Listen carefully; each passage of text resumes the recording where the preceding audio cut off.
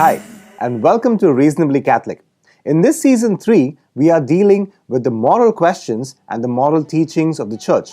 Today we will see about what the Church has to say about same-sex unions. Every human being is called to receive a gift of divine sonship, to become a child of God by grace. However, to receive this gift, we must reject sin, including homosexual behavior, that is, acts intended to arouse or stimulate a sexual response regarding a person of the same sex. The Catholic Church teaches that such acts are always violations of divine and natural law. Marriage was instituted by God as a relationship between a man and a woman, as it says, "Therefore, a man leaves his father and his mother and cleaves to his wife, and they become one flesh." That's Genesis 2:24. The Church does not have the power or authority to change this, nor does secular society. People have a basic ethical intuition that certain behaviors are wrong because they are unnatural. We perceive intuitively that a natural sex partner of a human is another human,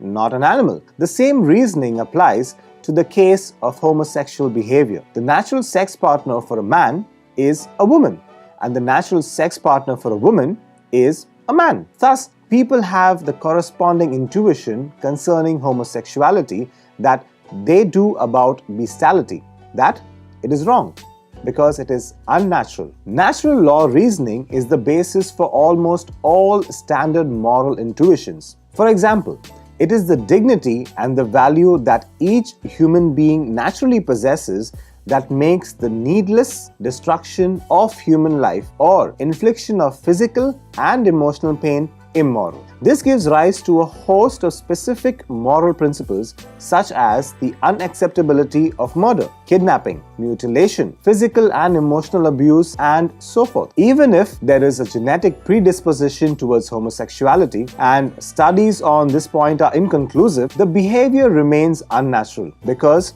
homosexuality is still not a part of the natural design of humanity. It does not make homosexual behavior acceptable. Other behaviors are not rendered acceptable simply because there may be a genetic predisposition towards them. For example, scientific studies suggest some people are born with a hereditary disposition to alcoholism, but no one would argue someone ought to fulfill these inborn urges by becoming an alcoholic. Alcoholism is not an acceptable lifestyle any more than homosexuality is. Homosexual desires, however, are not in themselves sinful. People are subject to a wide variety of sinful desires over which they have little direct control. But these do not become sinful until a person acts upon them, either by acting out the desire or by encouraging the desire and deliberately engaging in fantasies about acting it out.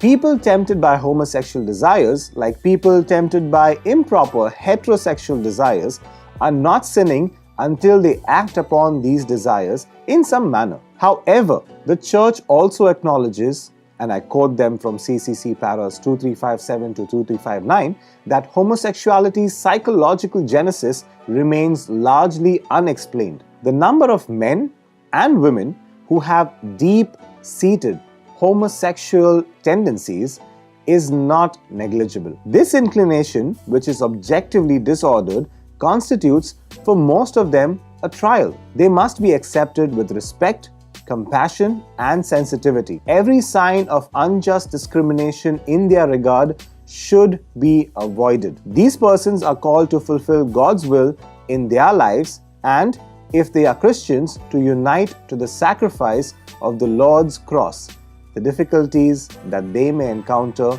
from their condition.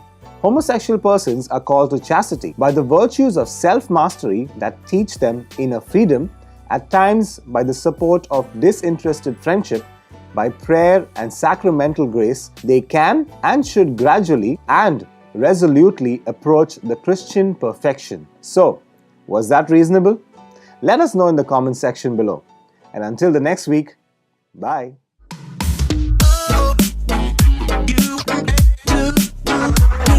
You